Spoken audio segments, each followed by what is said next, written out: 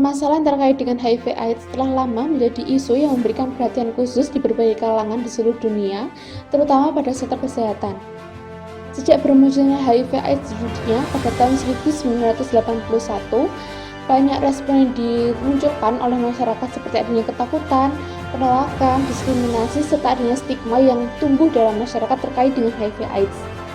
Nah, stigma ini sendiri merupakan suatu tindakan memberikan label yang bertujuan untuk mencemari seseorang atau sekelompok dengan pandangan buruk.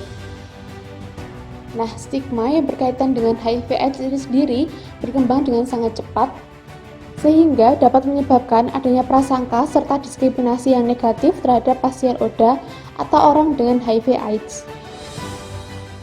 Stigma pada ODA ini sendiri dapat menghambat adanya proses sosialisasi serta dapat menghambat dari proses pengobatan penderita tersebut. Akibatnya, orang dengan HIV/AIDS ini sendiri yang sering mendapatkan stigma maupun diskriminasi cenderung dikucilkan oleh teman, keluarga, serta masyarakat di sekitarnya.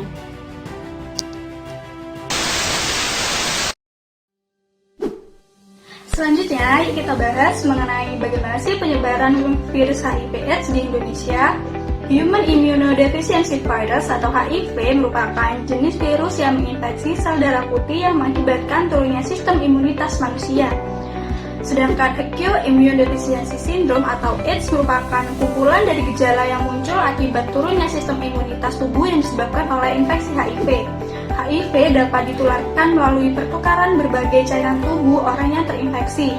Adapun cairan tubuh yang dapat menularkan HIV antara lain darah, ASI, semen, dan cairan vagina. Selain itu, HIV juga dapat ditularkan melalui ibu dan anak selama masa kehamilan dan persalinan. Namun, virus HIV ini tidak dapat menular melalui aktivitas berpelukan, berciuman, berjabat tangan, atau berbagi benda pribadi, makan, serta air. Menurut Kemenkes 2021, berdasarkan laporan perkembangan HIV dan AIDS dan penyakit infeksi menular seksual PMS Triwulan 1 menunjukkan bahwa jumlah ODA yang ditemukan dari periode Januari hingga Maret sebanyak 7.650 orang dan pengobatan ARV sebanyak 6.762 orang.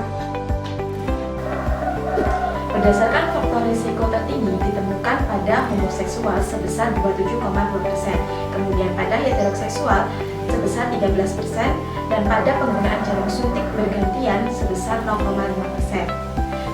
Dan pada faktor risiko yang tidak diketahui yaitu sebesar 50,4%. Penderita HIV/AIDS atau ODA banyak ditemukan pada beberapa kelompok, diantaranya yaitu kelompok WPS sebesar 2,4%, kemudian LSL sebesar 26,3%, pada waria 0,9%, penasur 0,5%, WBP 0,7%, ibu hamil 20,9%, pasien TB 11,5%, dan pasien IMS sebesar 0,8%. Kemudian pada diagram berikut itu terdapat persebaran penularan HIV/AIDS dari ibu hamil kepada bayinya, diantaranya yaitu pada bayi yang berusia kurang dari 2 bulan sebanyak 117 bayi yang lahir dari ibu positif HIV, 4 diantaranya terdeteksi positif HIV. Kemudian pada bayi yang berusia 2-6 bulan terdapat 99 bayi lahir dan 1 diantaranya positif HIV. Kemudian pada bayi usia 6-12 bulan terdapat 68 bayi lahir dan 2 diantaranya positif HIV.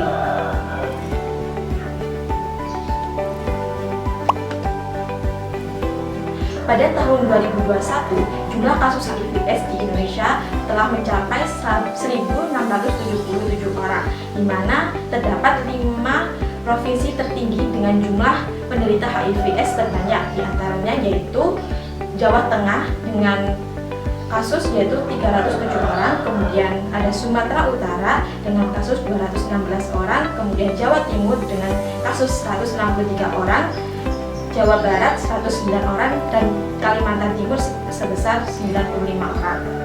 Dengan faktor resiko tertinggi yang ditemukan yaitu pada heteroseksual sebesar 51,5%, kemudian homoseksual 20%, dan pada penggunaan jarum suntik bergantian dengan jumlah 10,6%. Dari data tersebut dapat kita ketahui bahwa penyebaran virus HIV/AIDS ini masih tergolong sangat tinggi. Nah, oleh karena itu perlu dilakukan suatu tindakan pencegahan, di mana sesuai kata pepatah bahwa lebih baik mencegah daripada mengobati. Salah satu cara yang dapat kita lakukan yaitu dengan menerapkan konsep ABCDE, di mana saat konsep ini setelah efektif diterapkan untuk menghindari atau mencegah penyebaran virus HIV/AIDS yang mungkin saja dapat mengenai kita semua. Langsung saja kita simak apa dan bagaimana konsep ABCDE tersebut. Tadi kita sudah diberitahu terdapat 5 cara pencegahan penularan HIV/AIDS. Ada A, B, C, D, E. A. Abstinence, yaitu untuk orang-orang yang belum menikah. Pada orang-orang yang belum menikah, jangan melakukan hubungan seksual di luar pernikahan, dan juga jangan melakukan hubungan seksual secara bebas.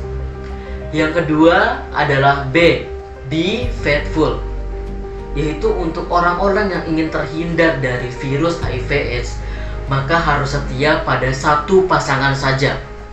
Jangan melakukan hubungan seksual dengan banyak pasangan atau heteroseksual, dan juga pada pasangan sesama jenis atau homoseksual.